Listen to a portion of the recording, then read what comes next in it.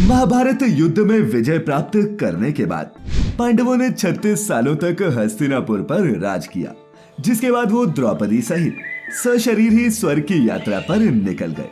लेकिन मित्रों, क्या आप जानते हैं कि इस यात्रा के दौरान युधिष्ठिर को कई परीक्षाओं से होकर गुजरना पड़ा था, जिनका उन्होंने बखूबी सामना किया। तो अगर आप भी जानना चाहते हैं पांडवों की इस स्वर्ग यात्रा का पूरा रहस्य, तो आज की इस वीडियो को बिल्कुल भी स्किप मत कीजिएगा।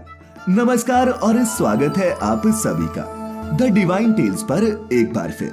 मित्रों, अपनी स्वर्ग यात्रा पर निकलने से पहले युधिष्ठिर ने दुर्योधन के सौतेले भाई युयुत्सु को संपूर्ण राज्य की देखभाल का भार सौंप दिया और अभिमन्यु के पुत्र परीक्षित का राज्य अभिषेक भी कर दिया।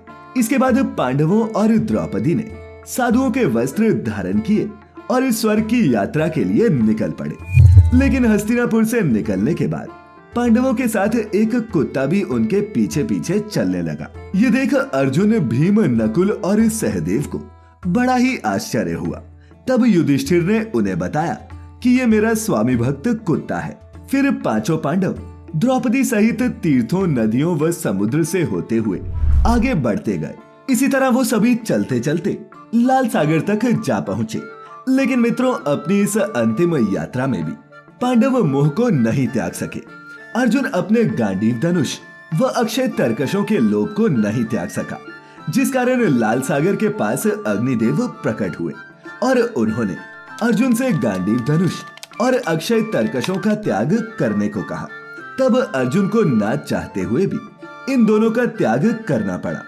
फिर पांडवों ने पृथ्वी की परिक्रमा पूरी करने की इच्छा से उत्तर दिशा की ओर से यात्रा आरंभ की। इस तरह यात्रा करते करते पांडव हिमालय तक जा पहुंचे, जहां उन्हें केदारनाथ में शिव जी के दर्शन हुए और उन्हें बंधु बांधवों की हत्या के पाप से मुक्ति मिली। फिर भगवान शिव ने उन्हें स्वर्ग का मार्ग बताया, जिसके बाद उन्होंने सुमेरु पर्वत के दर्शन किए। पांचों पांडव, द्रौपदी और वो कुत्ता तेजी से आगे बढ़ते जा रहे थे। तभी द्रौपदी लड़खड़ाकर गिर पड़ी। ये देख भीम ने युधिष्ठिर से पूछा कि द्रौपदी ने कभी कोई पाप नहीं किया, तो फिर क्या कारण है कि वो अपनी इस अंतिम यात्रा में नीचे गिर पड़ी। तब युधिष्ठिर ने कहा कि द्रौपदी हम सभी में अर्जुन को सबसे ज्यादा प्रेम करती थी, इसीलिए उसके साथ ऐसा हुआ। ऐसा कहकर युधिष्ठिर द्रौपदी को देखे बिना ही आगे बढ़ गए। फिर थोड़ी देर बाद सहदेव भी गिर पड़े। तब भीमसेन ने पुनः युधिष्ठिर से सहदेव के गिरने का कारण पूछा। तब युधिष्ठिर ने बताया कि सहदेव किसी को भी अपने जैसा विद्वान नहीं समझता था और इसी दोष के कारण उसे आज गिरना पड़ा। इसी तरह कुछ देर बाद नकुल भी गिर पड़ा। फिर भीम के पूछने पर युधिष्ठिर ने बताया कि नकुल को अपने रूप पर बहुत अभिमान था, इसीलिए आज उसकी ये गति हुई है। इसके बाद उन्होंने कुछ ही फासला तय किया था कि अर्जुन भी गिर पड़ा। ये देख युधिष्ठिर ने भीमसेन को कहा कि अर्जुन को अपने पराक्रम पर अभिमान था। अर्जुन का मानना था कि वो एक ही दिन में शत्रुओं का नाश कर देगा, लेकिन वो ऐसा कभी नहीं कर पाया और उसी अभिमान के कारण अर्जुन आज इस हालत में है। ऐसा कहकर युधिष्ठिर आगे बढ़ गए और थोड़ी देर बाद आगे चलने पर भीम भी गिर गए। जब भीम ने युधिष्ठिर से इसका कारण पूछा तो उन्होंने बताया कि तुम खाते बहुत थे और अपने बल का झूठा प्रदर्शन करते थे, इसीलिए तुम्हें आज भूमि पर गिरना पड़ा। ये कहकर युधिष्ठिर आगे बढ़ गए। अब उनके साथ सिर्फ वो कुत्ता ही था। उधर भीम के नीचे गिरने के बाद युधिष्ठिर अभी कुछ दूर ही चले थे कि उन्हें स्वर्ग ले जाने के लिए स्वयं देवराज इंद्र अपना रथ लेकर आए। तब युधिष्ठिर ने इंद्रदेव को प्रणाम किया और कहा कि देवराज, मेरे भाई और द्रौपदी रास्ते में ही गिर पड़े। अगर आप उन्हें भी हमारे साथ ले चलने की व्यवस्था कर दें तो बड़ी कृपा होगी। तब इंद्र ने कहा कि युधिष्ठिर, वो सभी पहले ही शरीर का त्याग कर स्वर्ग पहुंच चुके हैं, जबकि मैं तुम्हें सशरीर स्वर्ग ले जाने के लिए आया हूं। इंद्र की बात सुनकर युधिष्ठिर ने फिर कहा कि यह कुत्ता मेरा परम भक्त है, इसीलिए इसे भी मेरे साथ स्वर्ग जाने की आज्ञा दे। लेकिन इंद्र ने ऐसा करने से मना कर दिया। परंतु जब काफी देर तक समझाने पर भी युधिष्ठिर कुत्ते के बिना स्वर्ग जाने के लिए नहीं माने, तो कुत्ते के रूप में यमराज अपने वास्तविक रूप में आ गए। मित्रों, आपको बता दूं कि युधिष्ठिर जिस कुत्ते को पूरे रास्ते अपना स्वामी भक्त कुत्ता समझ रहे थे, वास्तव में वो कुत्ता मृत्यु के देवता यमराज थे।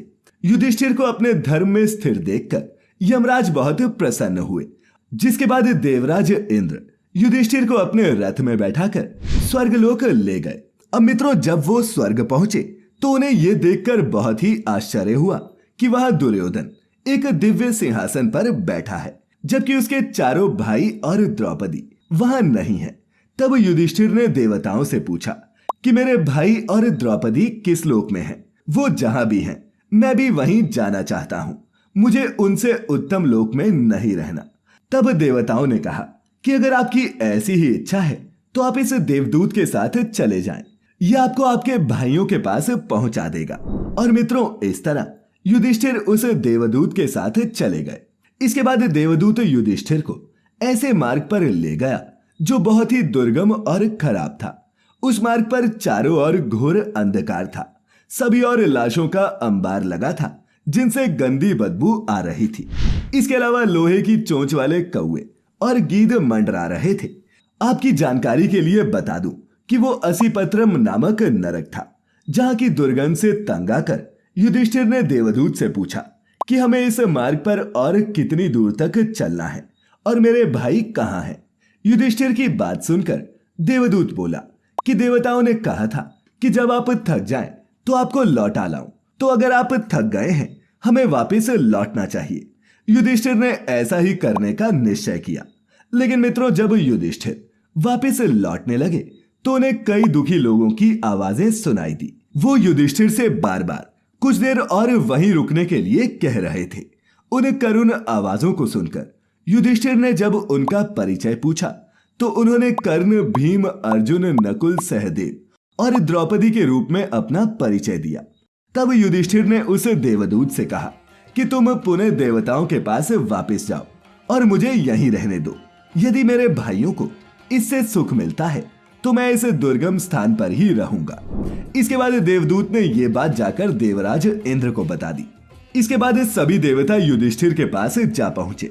देवताओं के उस नरकलोक में आते ही वहां सुगंधित हवा चलने लगी और चारों ओर उजाला हो गया। ये देख युधिष्ठिर ने देवताओं से पूछा कि हे देवगण, पहले मुझे ये बताएं कि ये सब क्या है। देवराज इंद्र ने उत्तर देते हुए कहा कि तुमने अश्वत्थामा के मरने की बात कहकर छल से द्रोणाचार्य का वध करवाया था।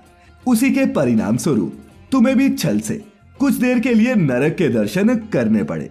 अब तुम मेरे साथ स्वर्ग चलो, जहां तुम्हारे भाई और अन्य वीर पहले ही पहुंच चुके हैं।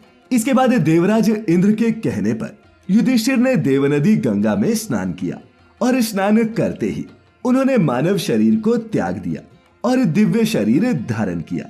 इसके बाद बहुत से महर्षि स्तुति करते हुए उन्हें उस स्थान पर ले गए जहां उनके चारों भाई और द्रौपदी आनंद पूर्वक विराजमान थे। फिर वहां युधिष्ठिर ने भगवान कृष्ण के दर्शन किए और देखा कि अर्जुन उनकी सेवा कर रहे हैं। युधिष्ठिर को आया देख भगवान कृष्ण और अर्जुन ने भी उनका स्वागत किया। इसके बाद युधिष्ठिर ने देखा कि भीम शरीर धारण किए वायु देवता के पास बैठा है और कर्ण ने तो सूर्य के समान स्वरूप धारण कर लिया है। नकुल व सहदेव को उन्होंने अश्वनी कुमारों के साथ बैठे देखा। फिर देवराज इंद्र ने युधिष्ठिर को बताया कि ये जो साक्षात भगवती लक्ष्मी दिखाई दे रही है, इनके अंश से ही द्रौपदी का जन्म हुआ था। और इसके बाद इंद्र ने महाभारत युद्ध में मारे गए सभी वीरों की आत्माओं के साथ क्या हुआ युधिष्ठिर को विस्तार पूर्वक बताया। और मित्रों, इस प्रकार युधिष्ठिर, बाकी पांडवों और द्रौपदी की ये स्वर्ग यात्रा समाप्त हुई। तो हम भी उम्मीद करते हैं कि आपको हमारी आज की ये प्रस्तुति पसंद आई होगी। अच्छी लगी हो तो इसे अपने मित्रों, रिश्तेदारों के साथ भी साझा जरूर करें। और ऐसी सभी धार्मिक और आध्यात्मिक कथाओं के लिए जुड़े रहें द डिवाइन टेल्स परिवार के साथ। तो मित्रों, फिलहाल आज के लिए बस इतना ही। अब इजाजत दें। आपका बहुत बहुत शुक्रिया।